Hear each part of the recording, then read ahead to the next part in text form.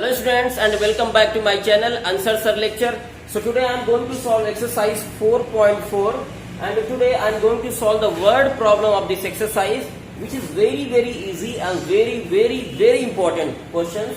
So question number 3 says, is it possible to design a rectangular mango group? क्या design करना possible है एक rectangular mango group को whose length is twice its breadth, जिसकी length breadth से 2 गुनी है. ठीक है. इफ सो, अगर ऐसा है यानी अगर पॉसिबल है डिजाइन करना, तो find its length and breadth. यानी 2 चीजें हैं बेटा. पहले तो हम जब इसको क्वाड्रेटिक इक्वेशन की फॉर्म में बनाएंगे तो हम ये देखेंगे कि क्या पॉसिबल है या डिजाइन करना या नहीं है. ठीक है. अगर पॉसिबल होगा तभी आगे बढ़ेंगे, नहीं तो उसको वहीं तक छोड़ देंगे.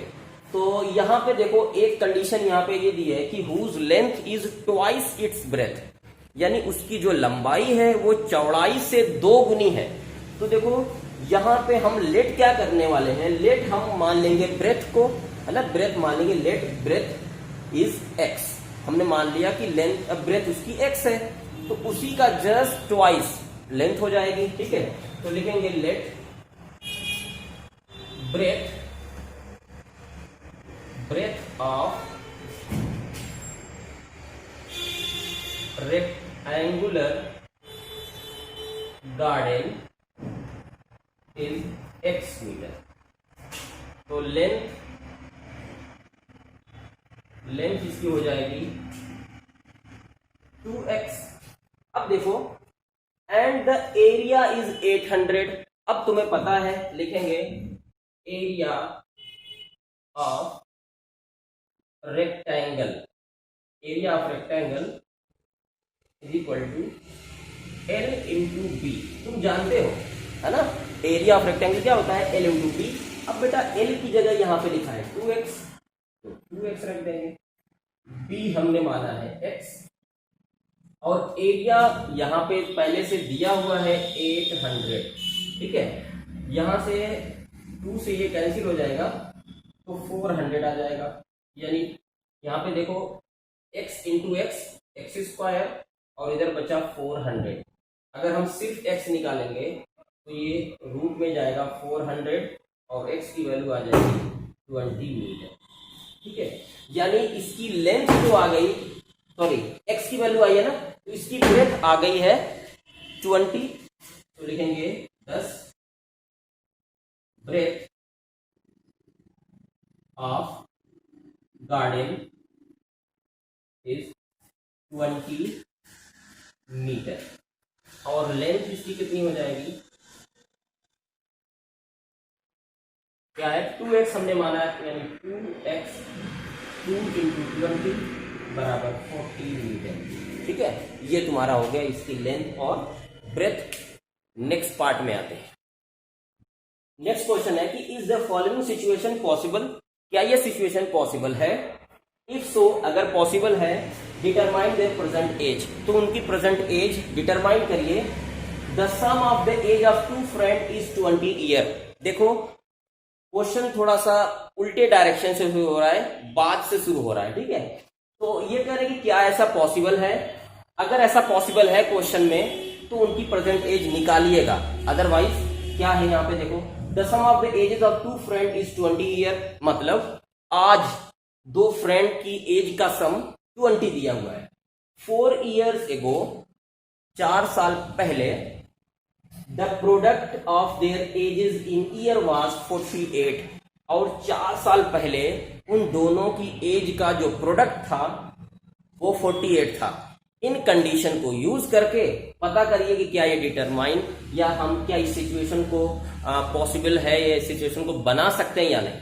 तो देखो यहाँ पे पहले तो हमें आज की एज यानी प्रेजेंट एज की बात हो रही है यहाँ पे, तो हम पहले प्रेजेंट एज मानेंगे. तो लिखेंगे यहाँ पे solution, let present age be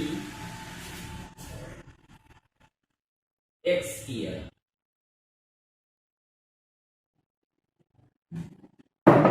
present age of first friend कर दो यहाँ पे, फर्स्ट फ्रेंड. ठीक है. फर्स्ट फ्रेंड जो है वो x ईयर का है. तो दूसरे फ्रेंड की एज कितनी होगी? देखो मैं यहाँ पे पहला फ्रेंड प्लस दूसरा फ्रेंड दोनों की एज को जब जोड़ता हूं तो आता है 20।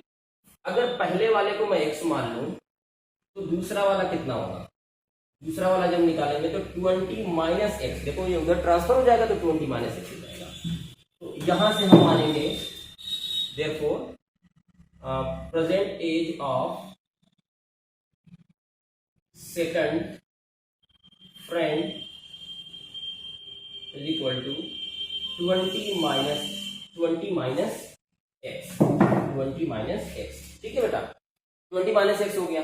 अब उसके बाद 4 ईयर एगो, 4 साल पहले लिखेंगे 4 year ago, 4 years ago age of first friend was. ठीक है, 4 साल जब पहले आएंगे तो x माइनस 4 हो जाएगी ईयर। उसी तरीके से सेकेंड फ्रेंड की जो एज हो जाएगी वो देखो 20 माइनस एक्स तो रहेगा, माइनस 4 हो जाएगी, ये 16 माइनस एक्स। तो दोनों की जो एज का प्रोडक्ट है वो 48 है, तो ये तुम्हारा हो जाएगा x माइनस 4 और दूसरा हो गया 16 माइनस एक्स और दोनों का प्रोडक्ट 48 दिया हुआ है। इसको क्वाड्रेटिक इक्वेशन बनाते हैं तो x into 16 16x, x into x square minus 64 और minus plus 4x is equal to 48। यहां से देखो ये माइनस एक्स स्क्वायर, ये 16x, ये 4x, 20x minus 64 is equal to 48।